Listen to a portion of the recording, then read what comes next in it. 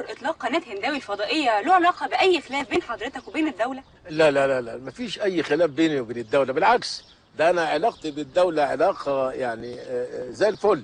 احنا بس عايز أقول لحضراتكم على خبر جديد، اللي احنا قررنا تغيير اسم قناة هنداوي الفضائية إلى قناة بوبوس الفضائية. ليه؟ لأن بوبوس يدي معنى يا نهار أبوك واقعي انتمائي جغرافي. بوبوس بيبقى بيطرح أطروحة إقليمية، يعني تمتد إلى البحر الأبيض المتوسط، فيه مفهوم بحراوي أبيضاوي، فبيمتد انتماء يعني اقتصادي. وكمان ما ننساش ان غير الناحيه الاقتصاديه في نواحي اخرى تختص بالطفل وتختص بالمراه وتختص يعني بالموزس برضه لو في بتكلم انا. فده يعني شيء طبيعي ان يكون في قناه بتلم هذه الموضوعات كلها مع بعض.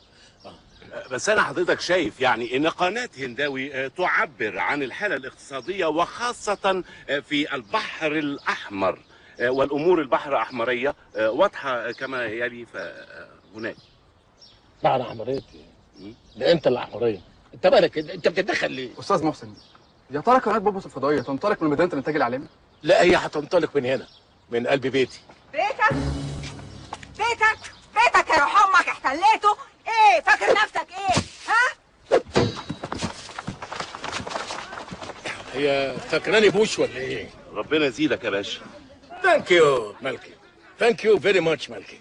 بره بره بره، امشي من هنا بره. بيتك ولابس بدلة فوزي. انا بدلة مين؟ اقلع البدلة دي.